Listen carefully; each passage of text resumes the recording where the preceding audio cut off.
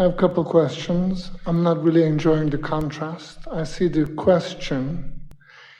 Intellectually, I said, ooh, I'm having a breakthrough right now, but I hate it. So I'd like you to help me make that connection so I can actually appreciate it. Do you like stagnation or motion forward? Motion forward. Do you like movement or stillness? It depends where I am. Do you like movement or absolute non-movement? Movement. Do you like faster or slower? Faster.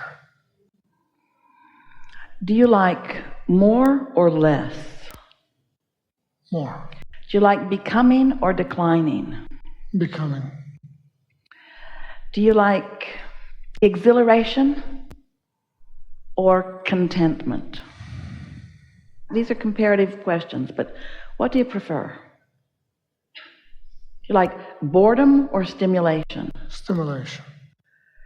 So you like movement. Do you see contrast? And this is an important distinction for you.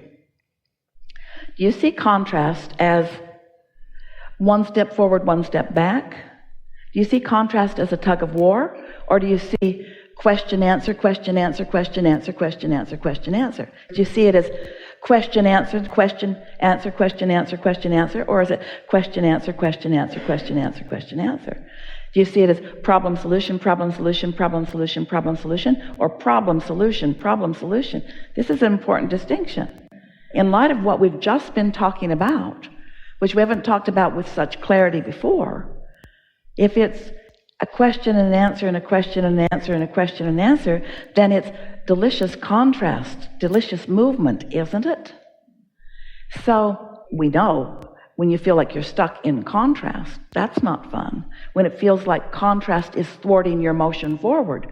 But contrast never thwarts your motion forward, because contrast always summons source energy's attention on the subject. And source energy always knows where you mean to be. So there is always a momentum. So what you're describing as contrast is your unwillingness to go toward the solution. That's all that it ever is. So contrast is not the problem. Not allowing movement toward the solution may be. And that's where that unworthy self-judgment, I shouldn't be here, that's when that kicks in and thwarts you. Yes? Yes. Well, that feels better already, doesn't it? So far. Yeah. So talk to us. I came to this in one of the meetings where I realized one of the reasons why I hate it so much is because of the source's love for me is so much. So when I block it, it creates that big wobble, and I feel really terrible. So can we ask you a question? Do you think source is appreciating your contrast or pushing against it? A lot more than I do. A whole lot more. So you have already defined that your feeling of hating contrast or really not liking contrast is just because you and source have a different point of view about the very contrast, yes? Yeah. Because you're using it as an indictment against self or against someone else, and source isn't doing that. Right. So cut it out. Yeah, how? Well, it helps to understand. It helps to maybe understand the source's point of view. It's like our friend is saying, we're giving you an answer. You think he's getting it? Do you? Do you think he's getting it? Really good answer. Best answer we've ever given on this subject. Best answer ever. You get it? How about now? You got it now? Now do you have it? Now if we speak it louder, will you get it? Maybe you get slower. it? So it's a gradual thing, isn't it? It helps to study it and maybe apply some logic. Maybe think about other things that you felt contrast about that you began to feel good about. But you see, we don't want you to only feel good about contrast once you've broken through into the solution. We want you to feel good about the contrast, because you often attract the contrasting experience because it's part of the motion forward too. Ooh. You've been making an indictment against yourself. Esther will say, I should know better than this. I should not, at this state of my understanding. For God's sake, Abraham flows through me. I should get this by now. I shouldn't be repeating this again. I should not be here again. And we say, That gets you nowhere. That decision that you're wrong is the worst decision that you can ever make until all of the universe, and you will never, ever, ever, ever, ever, ever, ever, no matter how many lifetimes you live and how many problems you face, you will never get your inner being to agree with you that you are wrong to be where you stand. Your physical world wants to do that because they're conditional in their love for you. Because they don't understand about alignment. They aren't considering their inner being. They need you to behave in precise ways so that they can look at you and feel good. So they've trained you into self-loathing or self-judgment or into hindering your own expansion by embracing the very contrast that makes it possible. Feels a little better in a general sense, doesn't it? So what's so bad about contrast? What is it that makes you feel so strongly about it? What is it about contrast? My reaction to contrast. And what is your reaction to the specific contrast that you've got on your mind? What is your reaction? So I'm enjoying life, and then something happens that doesn't work, and I go, whoa, I'm a student of Abraham, and this should not happen, so I'm not accepting that moment. And then the spiral comes off and... So it should not happen to you. Have you ever had a big question and then had that breakthrough of understanding and all that ripple of appreciation wash through you? Have you ever realized that without the contrasting question, the ripple of appreciation could not be there? Have you ever really enjoyed a meal so much that you just want to cry? You feel so blessed? Well, would you feel that way if all you ever did was eat? Or is the contrast of getting a little hungry important to the satisfaction of the meal? And so, could you experience anything? Could you even see without contrast?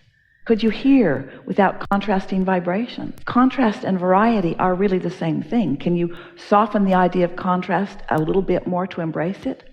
So here's what you're talking about.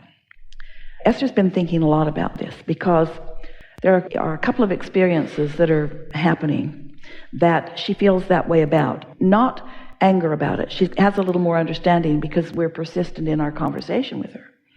But she doesn't like it, nevertheless. And so she's been a little hard on herself. Anyone who's hard on themselves at all is too hard on themselves from our point of view. It's unnecessary and unproductive and not the way we are looking at you ever, ever, ever. And when you do, you always feel bad. So she's been thinking a lot about getting out ahead of things, because when the momentum of something unwanted sort of takes you further to a place than you want to be, your feeling of not being in better control is what you're beating up on yourself about mostly. So we've been saying to you, get out ahead of it. Get out ahead of it. When you can feel good, milk it. When you first wake up, try to stay there longer. Meditate every day. Sleep longer. Take better care of yourselves. Be nicer to yourself. Give yourself more of a buffer. Get better sea legs. In other words, give yourself some shock absorbers so that as contrast comes, you can embrace it and adore it rather than resist it and condemn yourself about it. These are the kinds of conversations we've been having with Esther. We said to her the other day in response to something, because she said she was trying to go back and replay something, wishing that she had done it differently than she had done it. And we said, most unproductive thing that you could ever do, because you can only be in your now. And if in your now you're beating yourself up about something that you've done before, then you're messing your now up, and that's the momentum that you're going to continue. So we said, with volume, out loud, to Esther, as she is putting her makeup on in the mirror, Esther,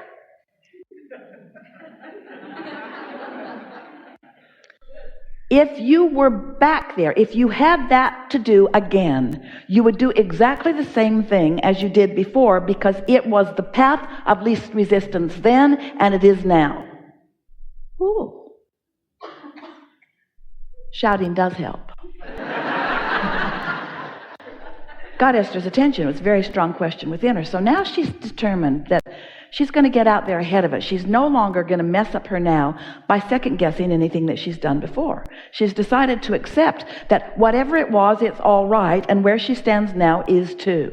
So, as we're talking about getting out ahead of it, meaning feel good as much as you can and milk it when you feel good, and when you don't feel good, try to change the subject, take a nap, do whatever you can in order to not encourage that momentum that you are not wanting. And so, A day or two or three or four or five, a week later, Esther is lying in bed and she decides to watch television. Dun, dun, dun.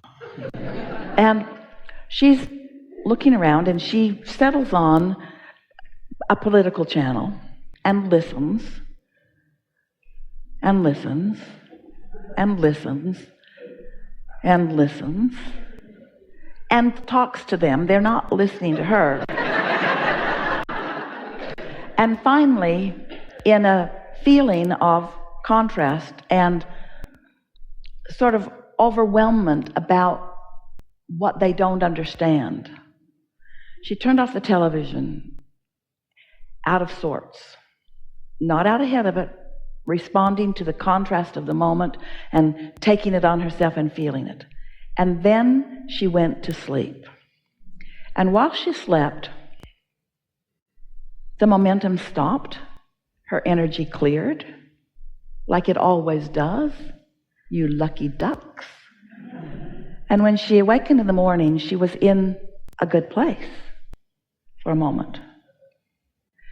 And then she thought, I'm going to brush my teeth and I'm going to meditate. I'm going to get out ahead of this. I'm going to stay out ahead of this. I'm going to maintain my positive momentum. So she brushed her teeth and she sat and she listened to the Getting to the Vortex meditation CD. Always brings her to a place of upliftment. And as she came out of meditation, she had a thought, a very clear thought, to look at the website about something. It had to do with the daily quote. And so she looked at the website, looked right at the daily quote, and there was something wrong with it. The quote was right for 2 sentences, and then it started in the middle of a sentence and changed the subject altogether. And right away, she called Mark. Hey, Mark, look at the website. There's something wrong with the quote. Whoa, he says. Yeah, I know what happened. What happened? Well, I'm putting the new ones in because Esther's been giving him new quotes. And he's getting them into the database and had just failed to clear the field before he put the new in. And so Esther, now she's sort of lost her momentum of inspiration. And now she starts to focus on the problem. How could this happen? This isn't the way I understood this to work. And Esther sort of picked a little fight. She picked a fight because she wanted to understand the problem. She wasn't basking in the perfection of the solution that she was guided to. She didn't even consider, hey, I was tuned in, tapped in, turned on, and found something right away. I was able to guide it right back into alignment. Instead, how does something like this happen? What do we need to do to avoid this problem from ever happening again? And then the mother lode of all resistance. Do you want me to do this?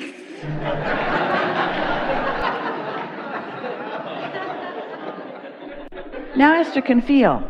She can feel what's happening. So then she sat to talk to us again.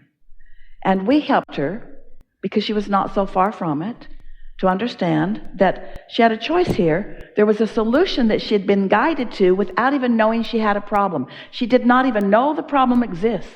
But because this is something that matters to her, she was guided to the solution and decided to focus upon the problem instead of upon the solution. Well, this is why we want her to understand that they're all tied together and that she can lean whichever direction that she wants to,